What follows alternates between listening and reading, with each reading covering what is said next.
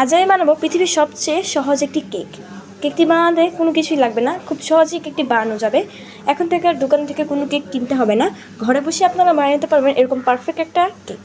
এই কেকটা বানানোর জন্য লাগবে দুইটা ডিম আমি নিয়েছি এবং ফেটিয়ে নিয়েছি। এরপর আমি হাফ কাপ চিনি দিয়ে দেবো। হাফ কাপ চিনি দিয়ে আমি একদম ভালো করে চিনির সাথে ডিমটা একদম মিশিয়ে নেব। এরপর আমি এর সাথে অ্যাড করব ভ্যানিলা এসেন্স। এখানে আমি ভ্যানিলা এসেন্সের কাক দিয়ে দেবো 1 কাপ। ভ্যানিলা এসেন্সটা আমি দিব হচ্ছে কেকের গন্ধটার জন্য। যদি কোনো কেকে গন্ধ না থাকে তাহলে কিন্তু মজাই লাগে না।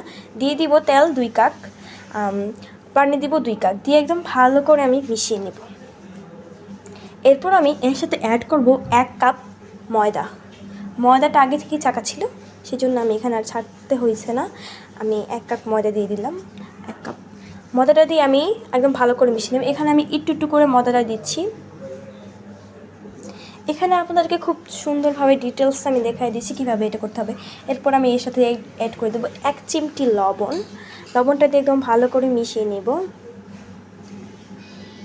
এই যে যখন ডোটা এরকম হয়ে যাবে তখনই হয়ে গেল। এরপর হচ্ছে আমি নিয়ে নেব একটা কন্টেনার, একটা কাগজ নেব কন্টেনারের মাপ অনুযায়ী। আমি এখানে হচ্ছে কন্টেনারটার মাপ নিয়েছি এবং এটা হচ্ছে কেচের সাহায্যে একদম কাগজটা একদম কেটে নেব।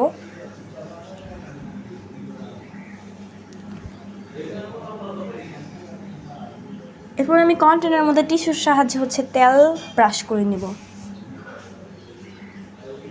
তেলটা দিয়ে আমি ব্রাশ করব। আবার যখন আমি কাগজটা দিব তার উপরেও একটু ব্রাশ করব। এই ক্ষেত্রে আপনাদের খেয়াল রাখতে হবে যে এখানে অনেকটুকু তেল দিতে হবে, কারণ কম তেল দিলে কিন্তু কেকটা একদম উঠবে না।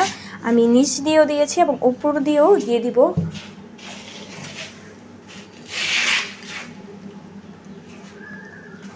এরপর আমি যে ব্যাটারটা বানিয়েছি ওই ব্যাটারটা দিয়ে দিব। ব্যাটারের মধ্যে আমি ভালো করে একদম ঢেকে দিব এখন। এরপর আমি একটা কড়াই বসিয়ে দিব চুলায়। চুলার মধ্যে আমি এখানে হচ্ছে বালু দিয়েছি, বালুর মধ্যে কন্টেনারটা দিয়ে দিব। এরপর এটাকে ঢেকে দিব। 20 থেকে 25 মিনিট পর কেকটা একদম তৈরি হয়ে যাবে। এই যে আমি খুললাম, মাশাআল্লাহ খুবই সুন্দর হয়েছে কেকটা। কেকটা দেখতেও হয়েছে আলহামদুলিল্লাহ খুবই সুন্দর হয়েছে। আপনারাও কিন্তু এরকম মজাদার একটি কেক কিন্তু বাসায় তৈরি করতে পারবেন। কেকটা খেতে কিন্তু আমার খুবই ভালো লাগছে। এরকম মজাদার কেক আমি কখনো খাইনি, এই প্রথমই আমি এত মজাদার একটা কেক খেয়েছি। যদি আপনাদের কাছে আমার ভিডিওটা ভালো লাগে তাহলে কিন্তু লাইক কমেন্ট শেয়ার করে যাবেন। আর আমার কেকটা কিন্তু খুবই নরম হয়েছে। এই যে আপনাদেরকে আমি দেখাচ্ছি যে কীরকম নরম হয়েছে।